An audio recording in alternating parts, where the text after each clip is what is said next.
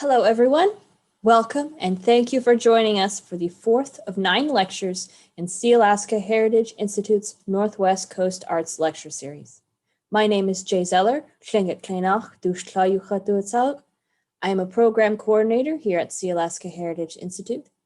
This series will feature the work and journeys of Northwest Coast artists and put a spotlight on priority issues and topics concerning Northwest Coast arts. This series is part of SHI's goal to promote cross-cultural understanding. Melissa Shaginoff is part of the Udishu, Caribou, and Koyudekata clans from Nyadinianach Kayach, a Chickaloon village, Alaska. She's an Atna and Paiute person, an artist, a social activist, and currently the curator of Alaska Pacific University's art galleries. Her work is shaped by the structure and processes of Dene ceremony potlatch. Melissa has participated in the Island Mountain Arts Tony Onlay Artist Project in Wells, British Columbia, as well as the Sheldon Jackson Museum Artist Residency in Sitka, Alaska. She has been published in the Alaska Humanities Forum magazine, First American Art magazine, Inuit Art Quarterly, and the Smithsonian Arctic Studies Center Learning Lab. Her artwork is collected by the Institute of American Indian Arts, the Palmer Museum, and the Pratt Museum. Melissa is also a part of Shared Universe, a new media group focusing on the collaboration and representation of Indigenous experiences in science fiction.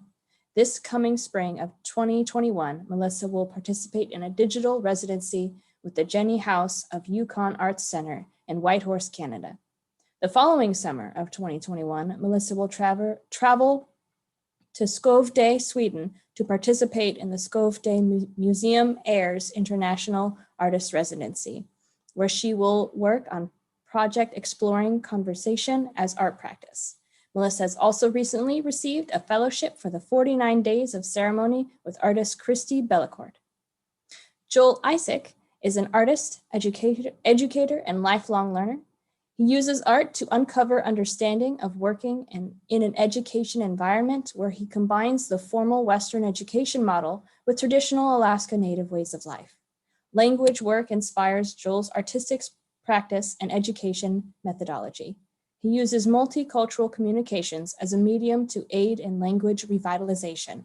Art has served as a safeguard for him and a medium for generating understanding and communicating hard truths in a wide range of audiences to help facilitate wellness. Today, Melissa Shaginoff and Joel Isaak will discuss sustainable arts, utilizing natural resources for art. As you watch the lecture, we invite you to submit questions in the YouTube comments section, and at the end of the lecture, we will ask them your question. And without further ado, I would like to welcome Melissa Shaginoff and Joel Isaak. Yaglidu, Dukidli Taveshnesh, Fedora Calendar Pennington Shachita, Sharon Isaac Shunta, David Isaac Stukta, Deni Ina Shiiji Hlekayis, Gashchana Shiiji, Joel Isaac, Kinai Tsadatna Shigu Shakai Kailanda, Chinan Chikanik. I started out asking permission and acknowledging everyone in this space to be able to speak with you today. My grandmother is Fedora Calendar Pennington. My mother is Sharon Isaac. My father is David Isaac. My Dena'ina name is Hlekayis, and my English name is Joel Isaac. And I live in Soldotna Kenai area. I want to start off by saying Chinan for Sealaska Heritage Institute for welcoming us virtually into your space, and acknowledging that I'm a guest in this space, that I'm a Dene person, and that I count it a privilege that you reached out to me, to us, to be able to speak with you today as a cross-cultural partner in the topic of sustainability and in arts. I'm going to start off speaking and then turn it over to Melissa to carry us home. And Melissa, do you want to introduce yourself to start off with, or do you just want to wait till the beginning of your presentation? I'll do a little introduction now. I think it'd be good, and then can talk a little bit more about my art practice. So Wela Jan and Serote, Melissa Shaginoff Susetilan, Yidishu at Koi Kraatlan, Na Itini Ana Kayak Sinsiadin, artist, as curator, as activist, Kogeshna. Chinan Kotan was at Noatlan. It's good to see people here today. It's good to see my colleague and friend Joel. Chinan so much for Sealaska Heritage and Jay for, helping organize and put this together. Recognize that, the schedule of lectures, we are amongst, kind of greats in the arts world, and particularly Southeast, artists. And as Dene people, we're related, but we're different. And so I just want to recognize, that we are coming in virtually to your territory and to say thank you and Chinan. I also want to recognize that I am, in Dereakak. I am in Anchorage on Denina land, and this is where I live and work. But I am an Otna person, an Otna and Paiute person. So I just really feel very grateful in being here, and talking with my very, very good friend Joel. So Chinan, turn it over to Joel. Jeanette and Melissa. Melissa and I have had a chance to work on several different projects, and I think I'm going to kind of highlight one of them, and she has some images and some talking points from another one. And so I'm going to start my presentation. And so the topic today was sustainable art, utilizing natural resources for art. I think I just want to start off by recognizing my teacher, and this is kind of a grainy picture. This is Helen Dick. She's the elder who I apprenticed with. This is us out moose hunting. She's the person who has shown me how to hunt and process moose hides, and we work on language together, and we worked on fish skin together, and we spend a lot of time together. We've been working with each other for over 10 years now, and we started working together, I think the same year that Melissa and I started out doing art culture camp down in Kenai. So that's a little bit of the cross connections too. This is Helen and I presenting at the Dene Languages Conference down in California. And Hey, Davis. Sorry to interrupt you, but we don't see your screen. Oh, I need to share. I was being stingy and not sharing. Yeah.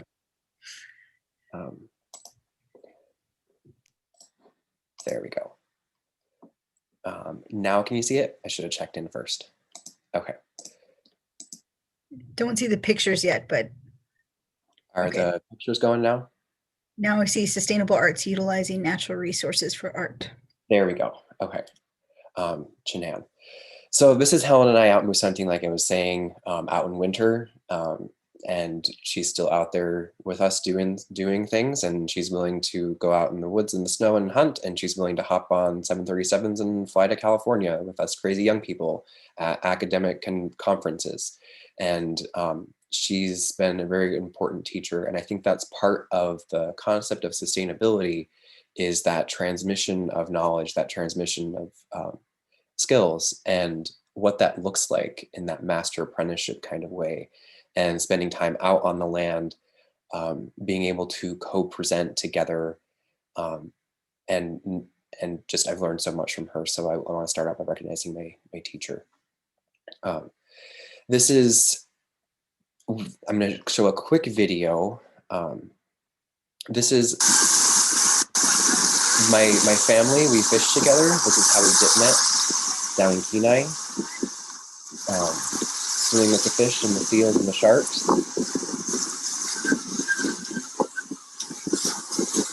With the other 10,000 people that come down. And I think that's part of the work that we do, is as caretakers of the land, and fishing in a good way that's respectful is part of the inspiration for me for making art, and the conversation that comes up with a lot of the artwork, and also just where I get the inspiration to do the work. And One of the other things, I'm going to talk a little bit about the sustainability for me as an artist too, and the effect on my hands. So working with traditional materials and utilizing traditional materials is very labor intensive. And I have adopted certain techniques and new tools to be able to help with my hands. And one of them is a pressure washer. I use it for working on fish skins and for moose hides to clean with. I'm one person, and my with the volume of work that I do and the genetic issues that I have with joints, I'm trying to stave off arthritis for as long as possible. And so using tools that help me is part of what makes working with these materials sustainable. So I can hopefully keep working as long as Helens keep working is my goal. Got to keep up with our elders. So this is, this day I did 125 salmon skins and have them all out hanging on the fence. And some of these skins went into making this dress here, which was for the water collection for the Claire to Claire fashion show in Anchorage. And so the idea for me was bringing in the movement that I feel like when I'm out knitting with the waves and that the undulation and working with the fish skin. And it's part of the goal for the dress is when it walks, the dress moves. And so it has that movement quality to it as well. One of the other things that I've learned, like I said, I learned a lot from Helen, and part of what her expectation and compensation, if you will, or the expectation is that I teach other people how to do this.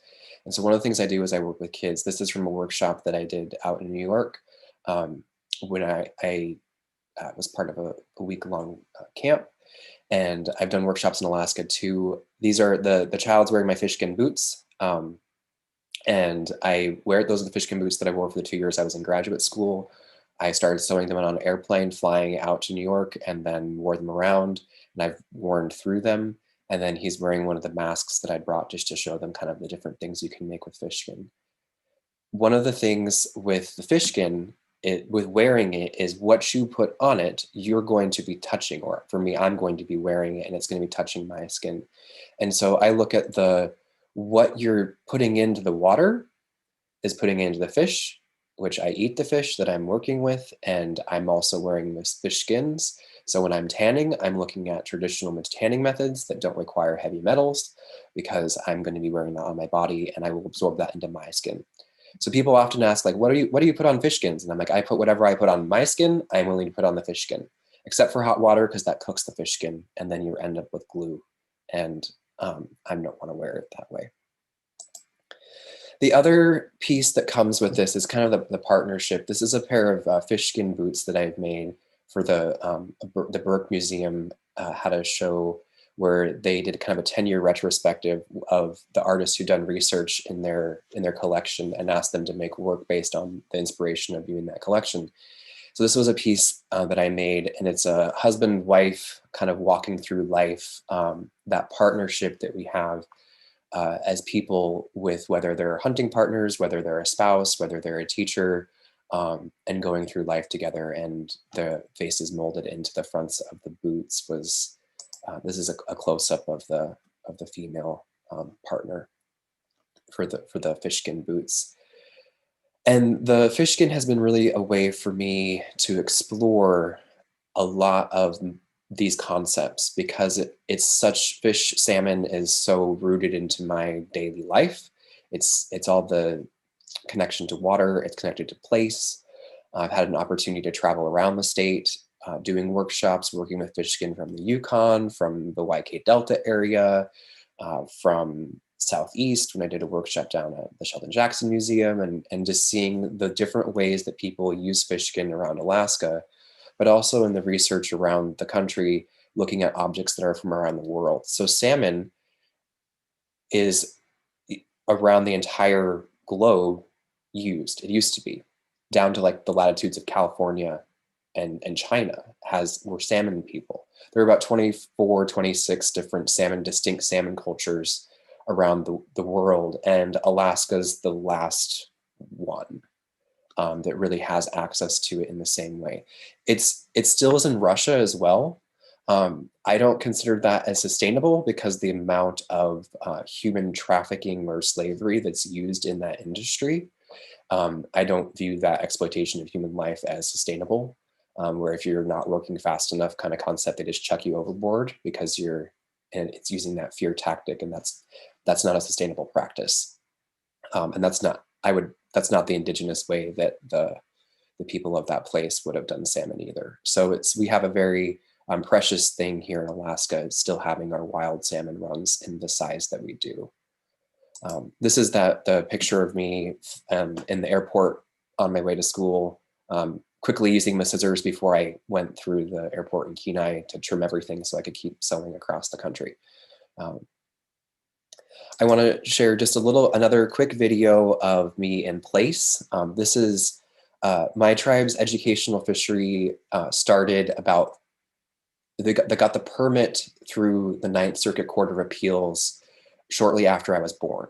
And so my entire life of fishing has been connected to this place.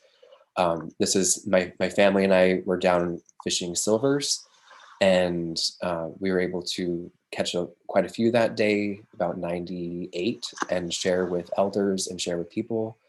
I did this right before I went to graduate school, and it really served as the inspiration for my thesis show, is this specific place of how do you convey the preciousness that seems so ordinary as fish to people who have never experienced that?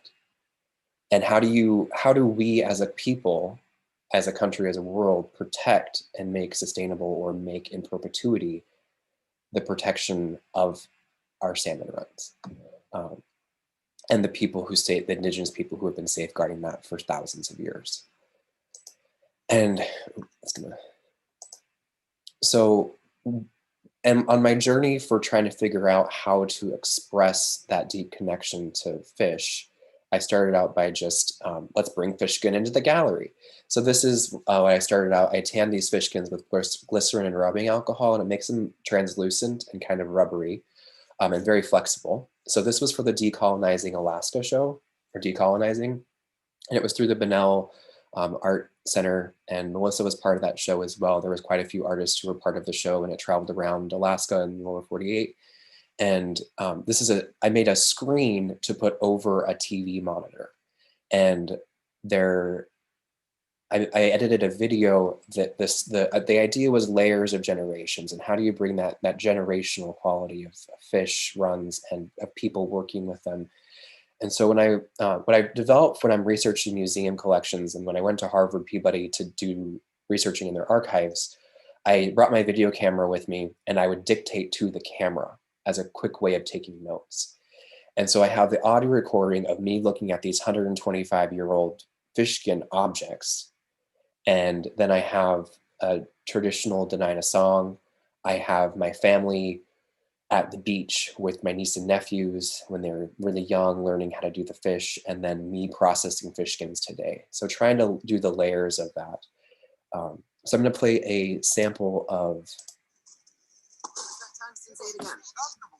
DJ! Me too. Wow, comfortable. Me too. I can't please that, Molly. I'm never gonna get out, actually. Yeah. You can't get out? Let's melt how you get out. You just gotta take it down first. Oh yeah. Can I get out now?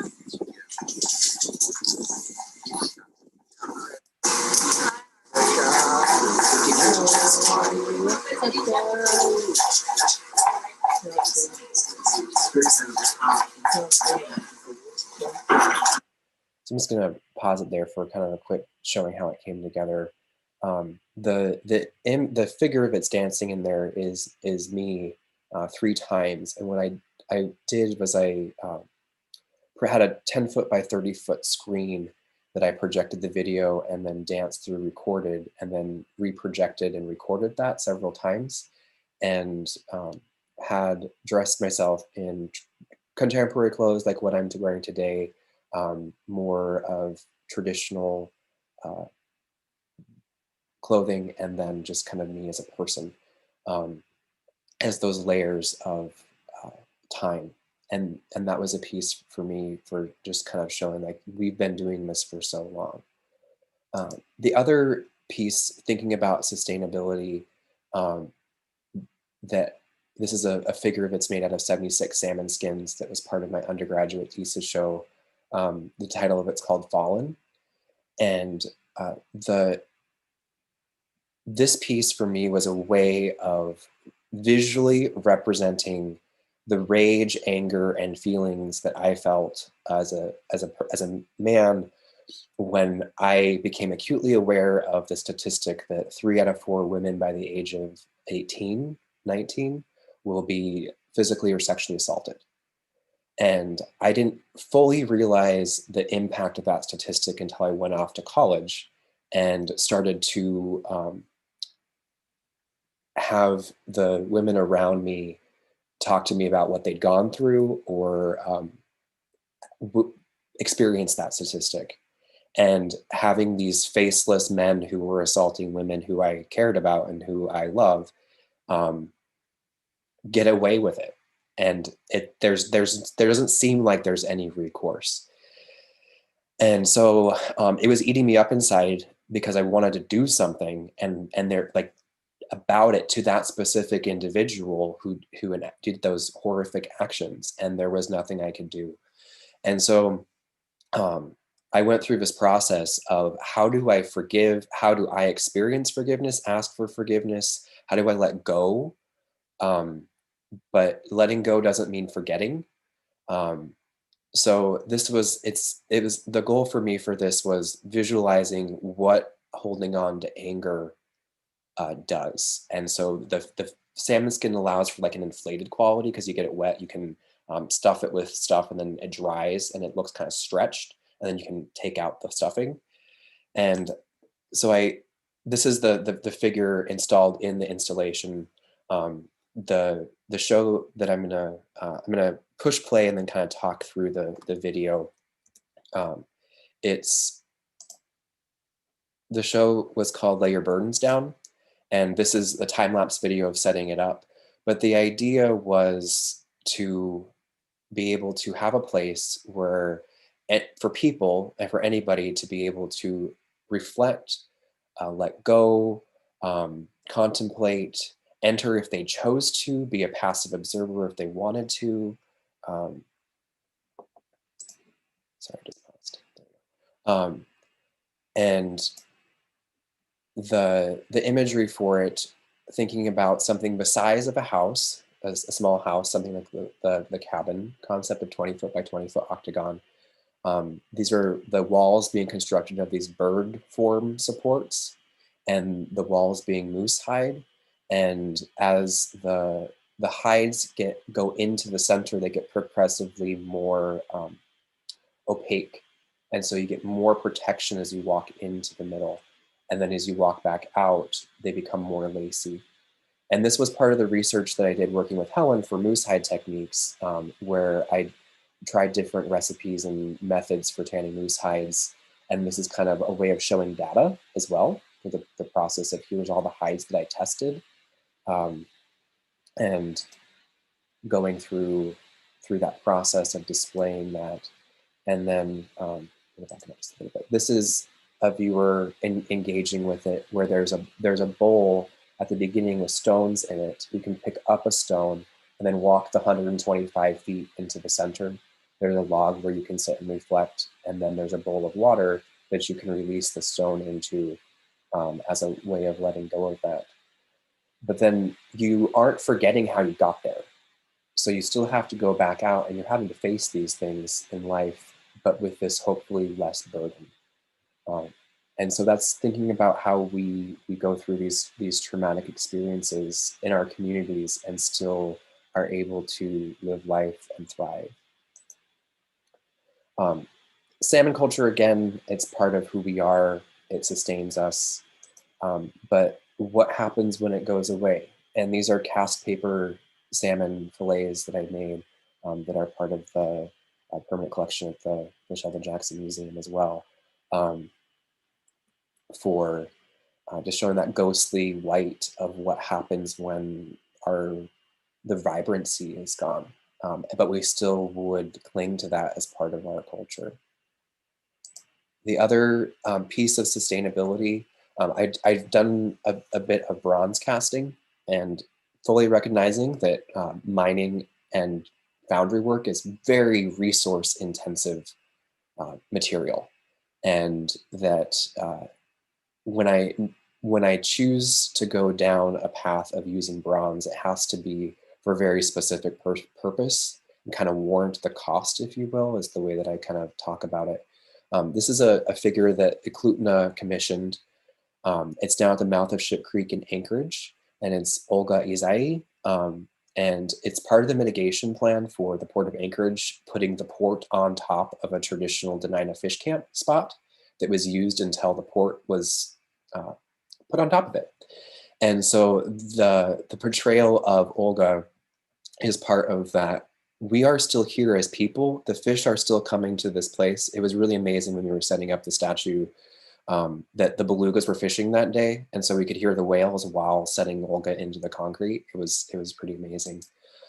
She's looking out over to where the traditional dip netting site was. Dip netting is something that we've been doing in Alaska for thousands of years as Native people. And this is a spot in Anchorage and Isaak where this is that place. She has her back to the Captain Cook statue in downtown Anchorage, and she's meant to be approachable. She's not meant to be dominating on the landscape as the traditional, I'm going to say, colonial tradition of putting up a statue that is dominant, and it's meant to be integrated more into the space and inviting the viewer to come to be part of that more harmony versus dominance.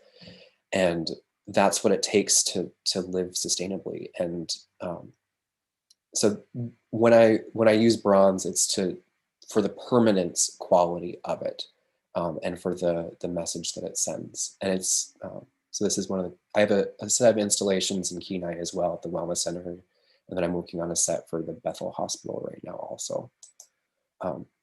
This is a show that I did called Honoring the Ordinary. I just realized that my slide jumped out of spot, so I'm going to skip that one for right now. But this is what my hands look like after that day of fishing the 98 silvers, after cutting fish. So I have the scales and the blood kind of drying on my hands, and it's just like, that's one of those things that it's about your hands. Like you're touching your food, you know where it came from. It's part of who you are. This is where I wanted to go next, was the sustainability of language. So Alaska is experiencing a lot of language loss right now, but also the resurgency of language use. This is the word bajuk. It's the word for caribou. It's represented, it's a two-dimensional representation of three components of sound, of frequency, time, and volume. And so this is what bajuk looks like if you graph it that way. And what I did for the show called Origins is I carved that into a caribou. So this is the word caribou in caribou fur. And that's a visual representation of the word caribou and the origin of where our languages come from place, and they come from the land in which our animals come from as well. And so this is that tying them together. We're experiencing again another spruce beetle kill, die off kind of moment, like in the 90s as well. That's an effect of the temperatures warming. If we don't get cold enough, the beetles don't die in winter. And so this is, I went to the beach and I collected the spruce trees that were washing up that were beetle killed, and then used them as essentially blocks to make prints off of. And this is a close-up view of those spruce beetle kill block prints. This is the process for, this is going to be my last talking point, just to Melissa edits up. I wanted to figure out how I could convey this sense of salmon culture, this sense of what does it look like to live in harmony with a massive Ron like fish. And in our area, we're a whaling people. We can't whale anymore, but we had been for thousands of years as well. And so how do we maintain that sustainability? how do we generationally provide for that transmission of knowledge for our foods that are part of our DNA now, to an audience that just goes to the store and buys food and has no idea where it comes from. So this is a show called Honoring the Ordinary, and I brought in 9 tons of sand for the floor. You can see where the gallery is here. I covered the gallery floor in sand. And then my goal was I took the data from the sockeye salmon and the king salmon run for the Kenai River, which is where I live, and embroidered it into panels of fabric. So there's 1 panel of fabric for every day of the month of July. And it was a record year where like 238,000 sockeye came up the river, and embroidered each one of those sonar counted fish into these fabric panels. And then I brined them in boric acid and borax to make them fire resistant, and then smoked them. And like I would do for smoking fish for eating. And suspended them in the gallery to make this space where people could come in through it and engage with the space. The whole entire school smelled like smoke, like a smokehouse. So it's also kind of, and you could see the footprints of where people walked in and out of the gallery, the little sand prints. And so it was kind of a way of creating an imprint or a space, taking over the space through smell. And I also brought down like 100 pounds of smoked fish for the opening, just to kind of tie the two together. This is a little bit more of a close-up of what the data looked like embroidered on the panels. And then these are just a couple of photograph stills of the inside. So Janan, for letting me share with you today, and I really appreciate the time and the space, and for having us on your lands through Zoom. And I'm going to stop sharing. And Joel. All right, so I'm going to go ahead and share myself.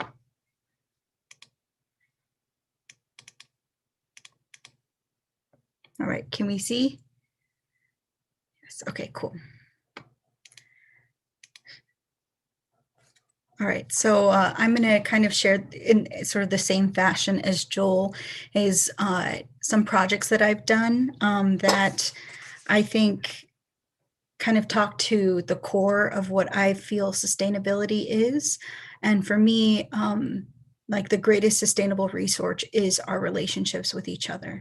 You know, Joel and I have worked as colleagues for, you know, many years, since like culture camp, you know, as little kids and for Knightsy, you know, so I think that it's important to recognize that sustainability and natural resources is very much also the knowledge that we share with each other, and very much the connection that we have with our elders, with our mentors, with our aunties, and with each other. Yeah, so I think this is kind of like the main sort of overarching theme of a lot of the projects that I do. You know, I think as Indigenous artists, we work in the intersections, you know, and when I was, you know, working as a curator of Indigenous art, I was often asked kind of like, well, what sort of separates, like, why does there need to be a separate sort of curation of this? And I think it's because Indigenous artists so often fill these intersectional roles. You know, as much as it is important to be, you know, a great sculptor, you know, who is working in bronze, or a painter who is working in oil paints, you're also holding roles in your community, you know, as educators, as healers, you know, and also continually to humble yourself, to always try to be in that place of learning, because you need to be able to receive in order to give anything, you know. So it's always this kind of like circle of working kind of within, I think, these paradigms, you know, of what does it mean to be a professional artist, to be a professional Indigenous artist. For me, it means a lot of things, and it's very complex, you know. And I think that that's a lot of times when I'm asked what my practice is or what do I do, it's a whole array of things, you know. And for me, it's shaped by potlatch, and potlatch is, you know, our Dene ceremony that is about creating allegiance with each other, you know, creating relationships with each other, and also taking what you have and seeing it as only a temporal thing. It is something that you have the responsibility to pay forward. You have the responsibility to share with other people, and you have the responsibility of that leadership. Because in Dene culture, you know, in Joel and my culture, leadership equates to somebody who is able to care for a lot of people, you know. And I think that we're defining what our roles look like, you know, by doing many different things and trying to care for people in new ways, because we're trying to return to we're trying to decolonize all of these ideas and these roles as far as how we operate within our communities. And I think that means that you end up doing a lot of little things, and you're always constantly learning. You know, my work kind of lives in between physical creation and facilitated conversation. You know, I call myself an activist, but I very much think that my activism is just trying to create understanding amongst people, to listen, to perspective take, and to do my best to be incredibly respectful of the territories that I move into. You know, as an artist, as a curator, you know, not these days, but usually we're moving and traveling into all these different places. And I think that part of who I want to be is a good guest, you know, in all these places that I move into. And that kind of frames everything that I do. You know, it frames it with humbleness, with gratefulness, and with like acknowledgement of others. You know, and I think that having this kind of idea is really the most logical way to sustain and to continue, is to approach things from this place of deep gratefulness, of trying to understand and really know each other. You know, I mean, Joel and I both started our this presentation with our introduction in our language, you know, and that so much is just as much as it's telling you what our name is, what our clans are, it's also telling you, it's also offering a little bit, you know, it's offering before you receive, you know. My elder, you know, Chief Gary Harrison, you know, talks about kind of the importance of visiting culture, the importance of knowing each other. And, you know, my elder Wilson Justin talks about, you know, traditional kind of ways of moving into people's territories, of acknowledging them, is offering a deep respect and telling people what your intentions are by telling them who you are, you know, and leading with that always first, you know. And so in that way, I think that you're always kind of in this cycle of checking yourself, checking your powers and privileges that you have, and hopefully my potlatch way, you know, strategizing ways that I can give it away, strategizing ways that I can share those things. You know, and I do that through these projects, you know. They're always framed in that, framed in potlatch. So I will go ahead and share a little bit.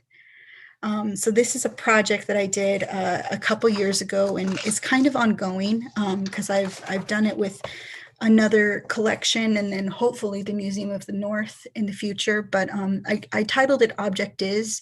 So I've done a lot of work with, oh, that's so weird. The slide got copied onto over Jeannie, but so I do a lot of work in museums and in collections and institutions, and I've learned from them, you know, for a large majority of, I guess, developing my art practice, you know, is looking at objects and trying to kind of like deconstruct and exactly how to make those things, you know.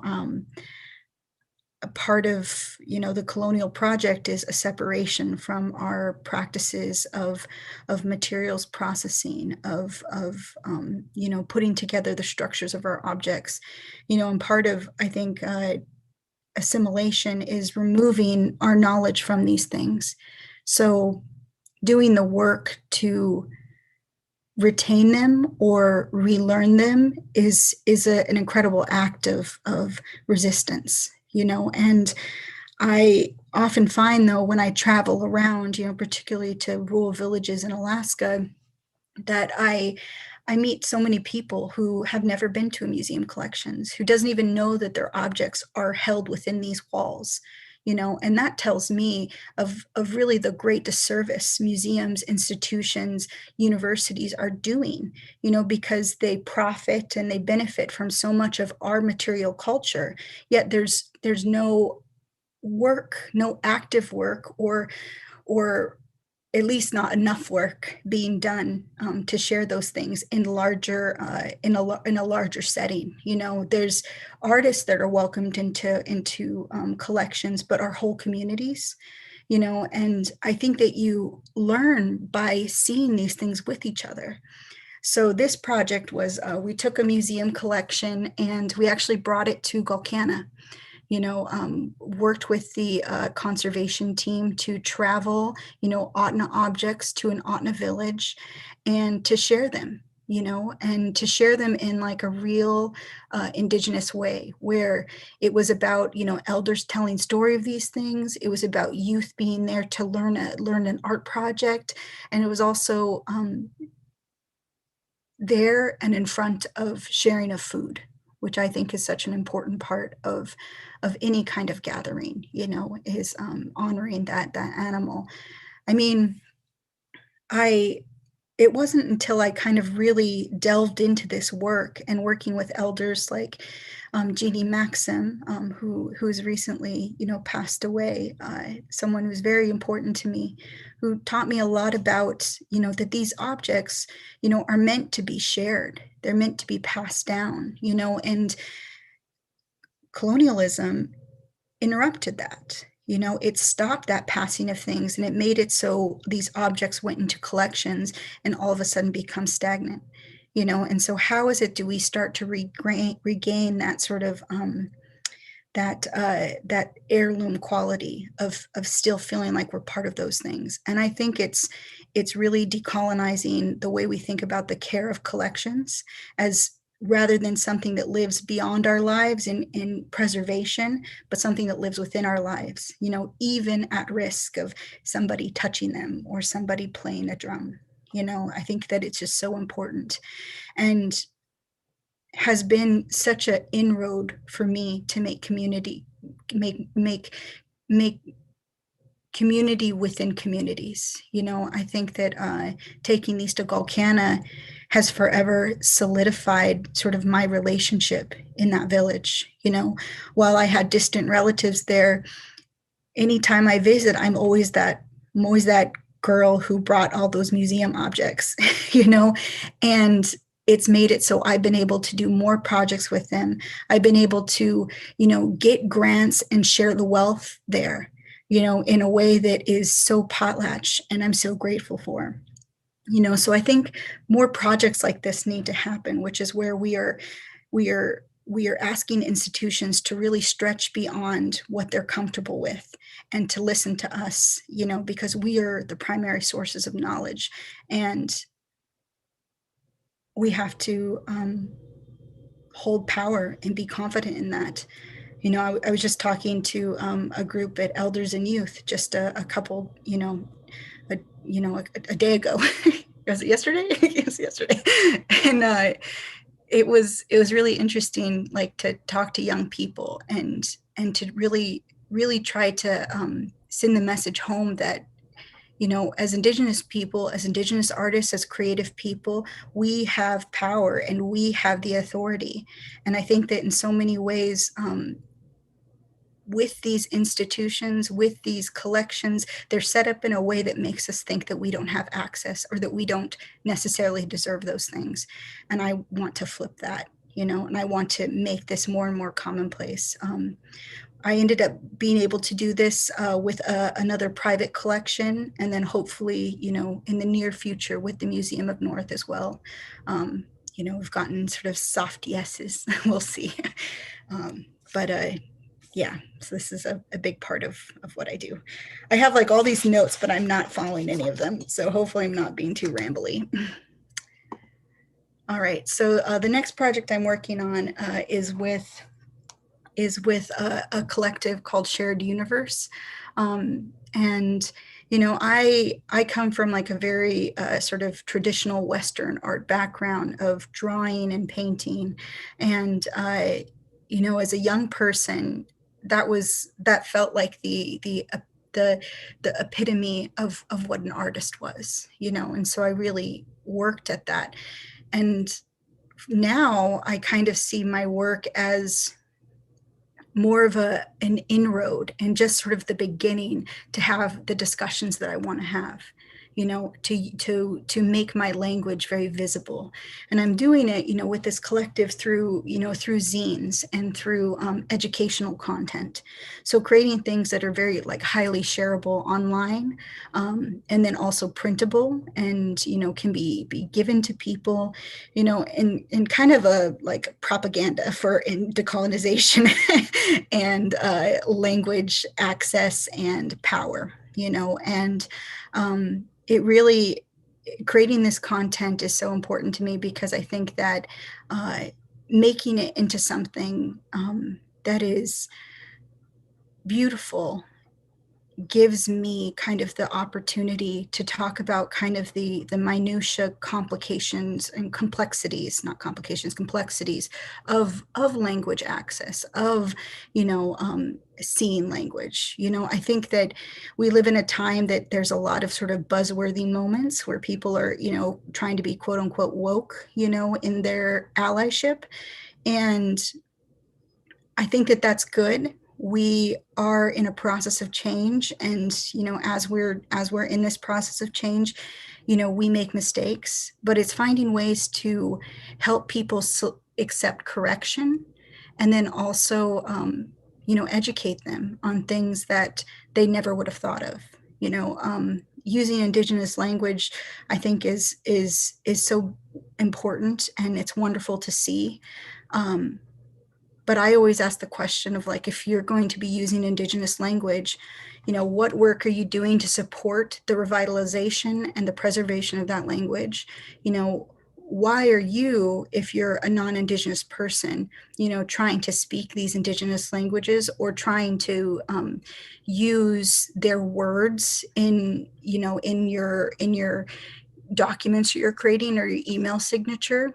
Like, I think that you need to think about these things like everybody does, because if you are trying to align yourself with some sort of movement, but are not doing any sort of actions of reparations, of reconciliation, or actions of even just knowing the state of the language, then I think that you're in the wrong place, you know, and we only know this though once someone tells us. So me creating these educational content that is on, you know, that is, you know, digital, but then also, you know, printed, is a way for me to kind of help share those points, you know, and then also to support people, you know, like Joel, you know, like my aunts, my auntie Sandra Shaginoff Stewart and Carrie Shaginoff, who, you know, have made language part of their life's work, you know, and I think that in order to, I feel like my role is in support of them, but then also helping do some of the work of correcting, helping doing some of the work of making these points. You know, using Indigenous language should not be a brand. You know, it should be a personal investment that is deep and about your action, you know, and I think that we, the collective, like modern society, can get really excited about these things.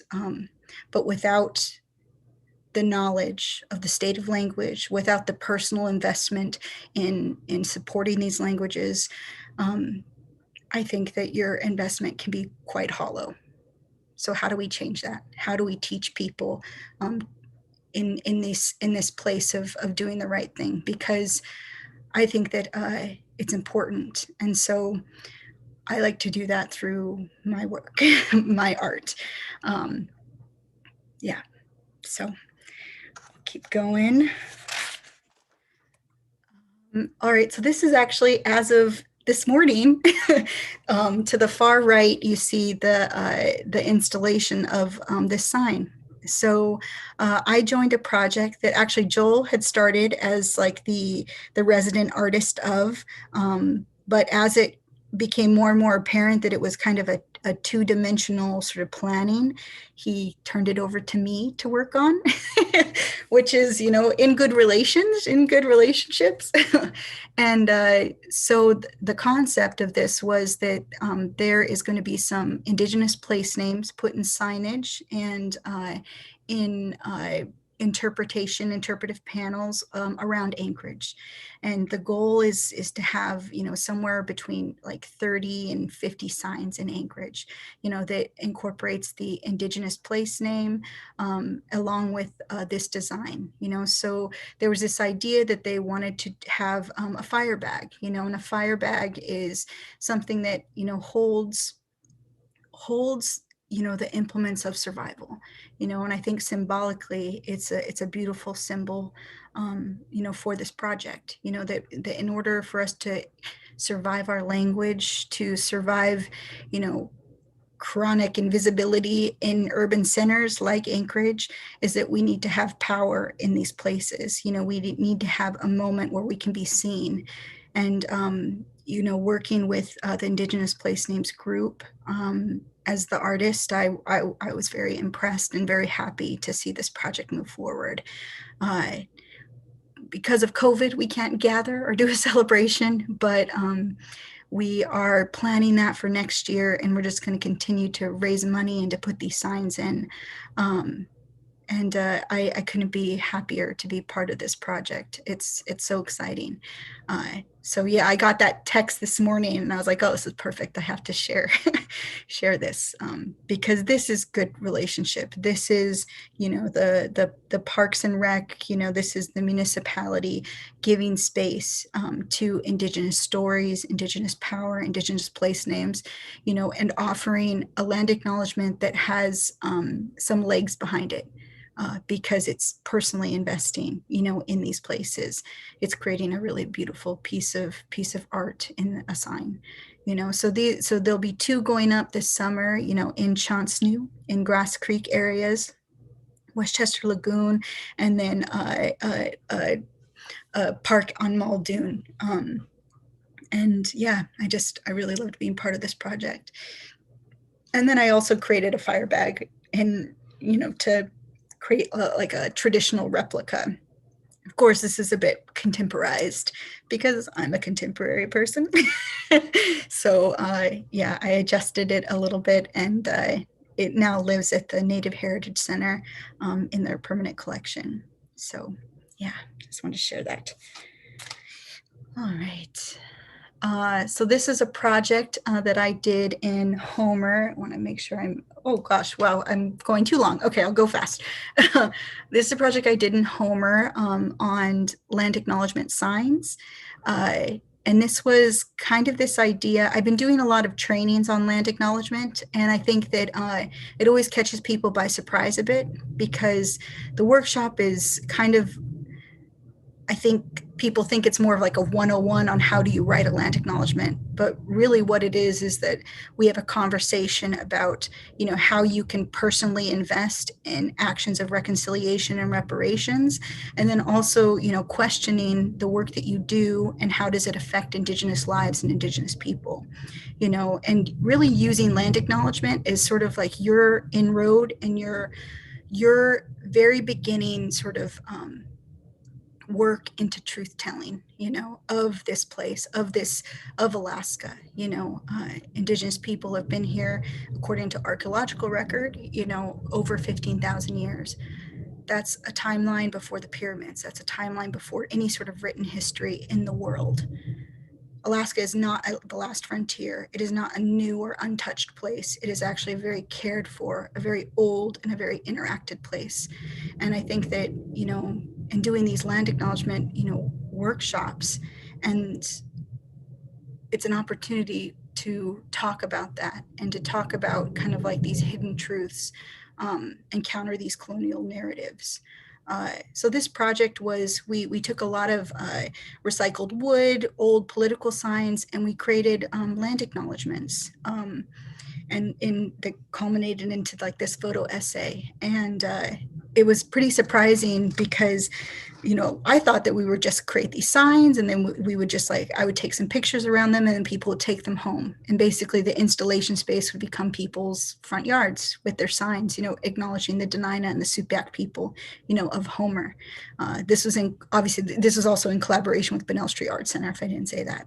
And what ended up happening was all the Bunnell supporters and staff brought a screwdriver and a hammer and nails, and with all their signs, we started to just put them up in public spaces in Homer. And I remember kind of like looking and being like, "Are we going to get Bunnell in trouble?" And they're like, "We think it's going to be okay." and that felt really good, you know, because it felt like it felt like an act of allyship, like true action. It was using basically the power and privilege, you know, of people to sort of protect me in that space, you know, a person of color who in doing this would have been considered in protest, right? And now it's become kind of like a little bit of a backdrop to many of the public places in Homer. You know, we tied, you know, one sign, you know, to in Bishop's Beach to one of like the logs that were there. We put in the gazebo, we nailed and screwed in, you know, land acknowledgement signs all around. And the director, Asia, told me that she went down there to correct a spelling and had just like a little paintbrush and cup of paint and started to fix it. And somebody called her out from the community and was saying like, "Hey, somebody worked really hard on those. You shouldn't be defacing them." And I just love that story because people are looking at it as like a positive thing, as a good thing, as something that they can feel some allegiance to. And that's what I really hoped for this project, that it was creating allegiance amongst people and understanding. Because it's not so much these signs that was the important part, it was the discussion and creating them together. You know, it was the moment, that whole day of painting signs together, that was the most important part. So I'll keep going. I'm sorry, I'm going a little late.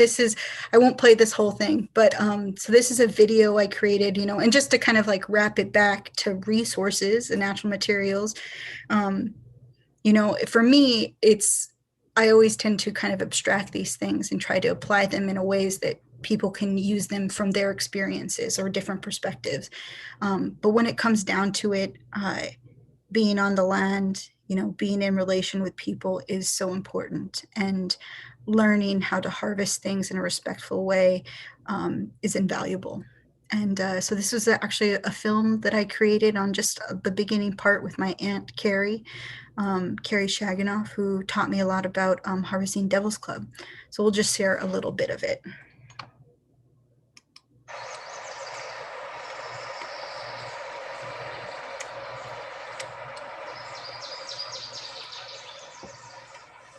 So today we are harvesting and I'm teaching about Hosko, which is the Devil's Club, and how to harvest it and the different things that I use it for, and the medicinal properties we're going to talk about. I like to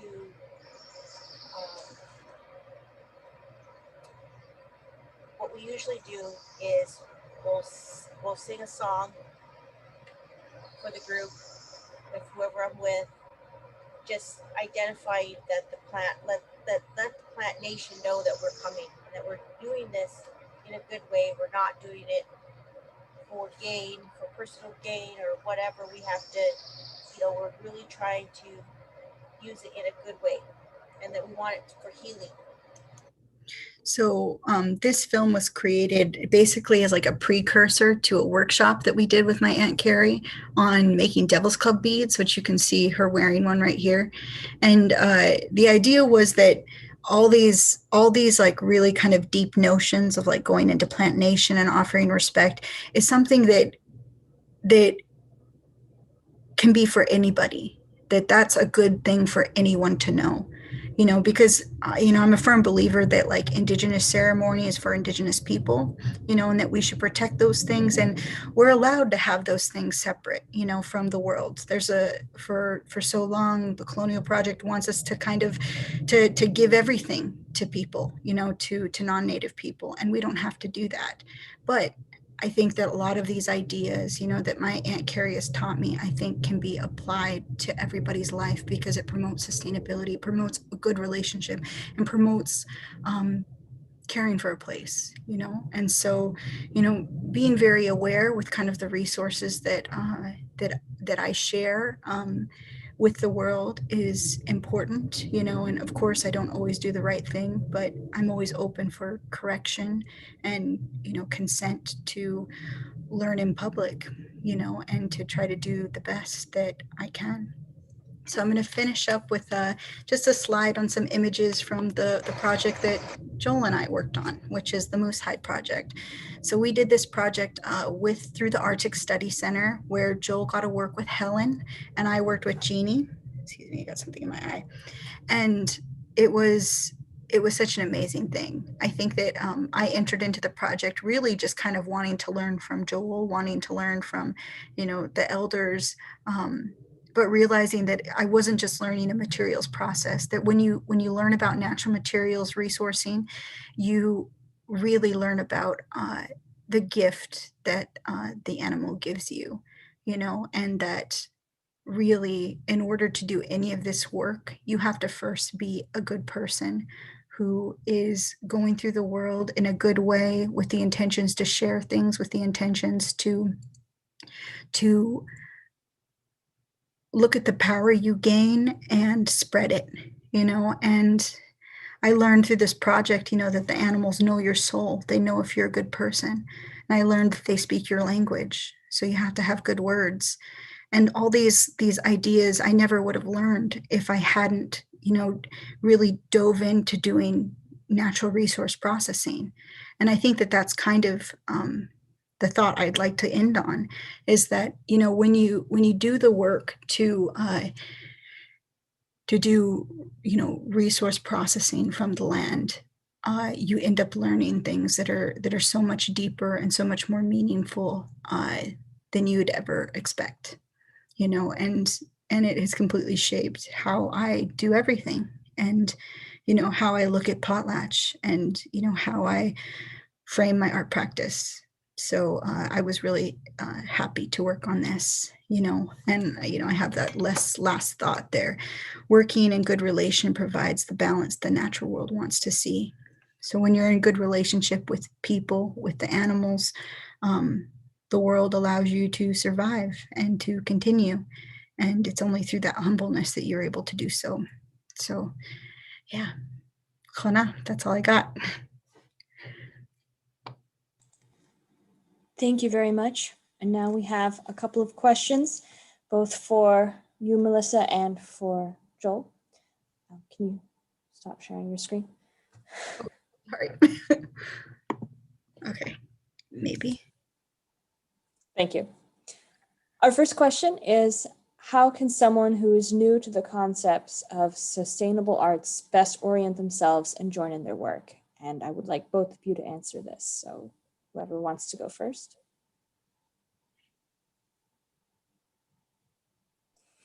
I'm going to take that nonverbal communication as Joel, you need to talk.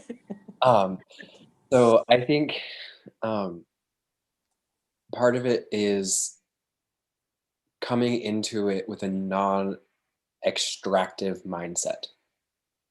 So yes, it's the coming to it with humility, wanting to learn, but the difference between like discovering knowledge versus learning knowledge, or becoming awareness. So being open to to have your awareness shift, to learning to be aware versus discovering for personal use. And I think it's that the mindset that goes into it. When you're going about learning how to do something like moose hides or hide work or an art, a skill set, whether it's language speaking, whether it's visual arts, whatever that is, especially our elders and culture bearers are their time is so demanded to be used by so many different areas and people, that the humility piece and the like when I approached Helen was like, I'd like to learn how to do moose hides with you. I had read 17 books on leather tanning, historical, commercial, the chemistry behind it. And her response to me was, you need to get a moose. Go get a moose hide and I'll show you. And so it wasn't no, it was you have to be serious and you also have to finish it until completion. And so that was the expectation. And so I think that's part of the how do you go down this route is work to educate yourself. What cost do the materials that you work in have on the world, and then what cost do those have on the individuals who might be teaching you? Mhm. You know, I would also say, think about what you have to offer. You know, you can lead with your intention, with your introduction and who you are, but it's also important to find ways to like equitably, you know, create that relationship.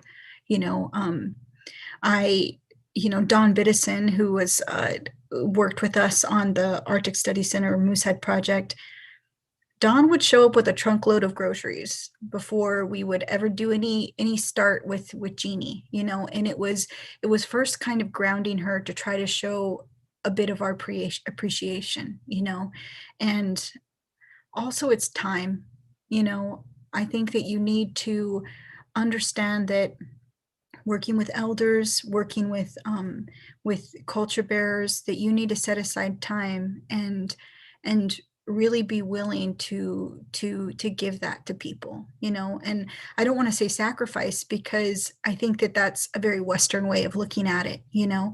I think that when you are learning, you have to really consider that you're kind of on a journey, and you need to be flexible in those spaces. And I know that that's hard, you know, within this kind of modern society, but at the same time, I think that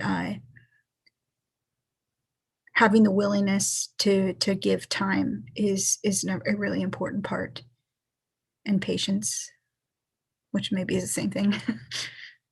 But yeah. Thank you. Our next question is, are there some ways that people are trying to help in the decolonization work that is not in fact helpful? And if so, what would be a good way to redirect the help?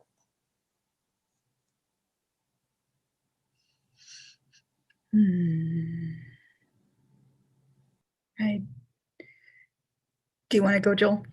I'll start off. So I think when people, and I think Melissa talked a little bit about this. So if decolonizing is a branding method for an entity or an individual to make their accolades, that's not really helpful, because it's just appropriation masquerading as decolonization. So especially when it's a institution or an individual of power doing so, and that's not really decolonizing, and it's not helpful. And so I think that might be an example of how it's not helpful.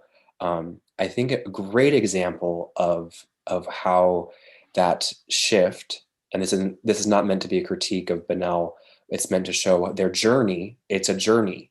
You don't just arrive woke, like Melissa said. It's a part of your practice. If you're an entity, it's part of your institutional operational. You need to institutionalize that across the board. If you're an individual, it becomes part of your personal practice. Where the Decolonizing Alaska show, I think, was a very strong, we are committed to this work. We don't know what the work will be in a year or 5 from now. We don't know all the steps. We know that something needs to change. We know that we have influence and power, and we'd like to provide this as a platform for people whose voices aren't heard to be amplified, and to come at it from a point of humility, be willing to make the mistakes publicly, be corrected publicly. It's messy work. Be willing to put the blood, sweat, and tears, literal and figurative, into that journey. And it's a journey. It's not something like, okay, I've done my year and a half of decolonizing practices and now I can be done. It's a journey that has to continue. Absolutely. I would say the same thing, right? Is that it's a process of change, and I think that oftentimes institutions or people with power have a hard time accepting being corrected in these spaces, because they're trying, and can't you just see that they're trying? But the thing is, it's like we have to be able to accept correction and look at kind of those moments where we're called out in things and show empathy, take perspectives because of the complexities of the Indigenous experience, because of the complexities of trying to bring in these Indigenous values and shape them into something that fits within a Western world. And the point is that it doesn't. The point is that many of our values operate outside of any sort of Western systematic things. And I think that people who are coming from that Western system need to be aware that your whole process might be completely flipped, and that's okay. And you have to be willing to change those things and to adjust. Thank you very much for both of your answers. Our final question is there anything you haven't had a chance to share yet that you want to mention before we finish?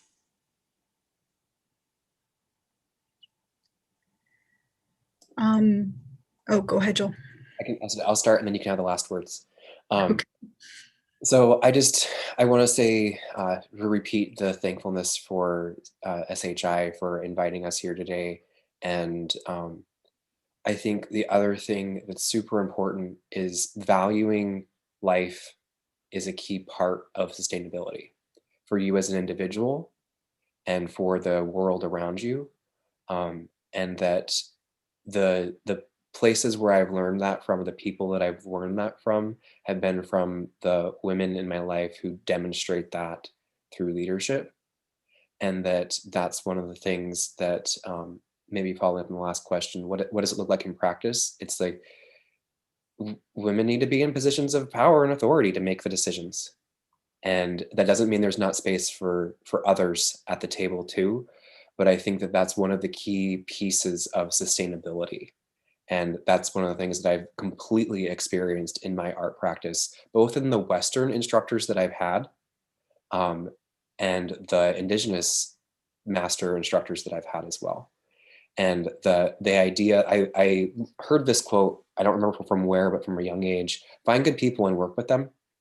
And that's been where I've gravitated to. And that's that idea that women need to be in positions to be making the decisions about how to do a lot of this work. So I'll end with Chinan Yali for everyone's time today. I mean, I can't really say it better than that. I think that's important that, that we put leadership, into back to that matriarch. I think it's important because that system is based in community, and I also think that from its complexity and then also its really simplicity of natural resource, processing and sustainability. Again, I just have to say that it's relationships, because in order to move forward, in order to learn these things, in order to continue them, you need to be in relation with your elders, with your aunties, with your colleagues, or else we just stand still, and I think that when you foster good relationships that are about that reciprocal giving, that potlatch giving between each other, you create allegiance that that allows us to continue, allows us to survive, and allows us to do new and better things, you know. And I really value the relationships that I have, you know, in my elders, in my mentors, in my colleagues. And I think that I had someone ask me what my talk was on, and I was like, that my art practice is just my friends. You know, and it kind of is, you know, that my art practice is really about trying to be in relationship with people and do it in a good way and create understanding, because I think that that's like the path forward, you know, is visiting. Gunachchish, Melissa and Joel, for sharing your story, your knowledge, and your experiences. We have several more lectures coming up during the month of October. You can find the full schedule and topics at our website, sealaskaheritage.org, or on our news page. Our next one is Tuesday, October 20th, with Preston Singletary discussing Clinget Glass at noon to 1 p.m. Alaska time. Thank you again, Melissa Shaginoff and Joel Isaak, and have a good day. Shanann. Koa.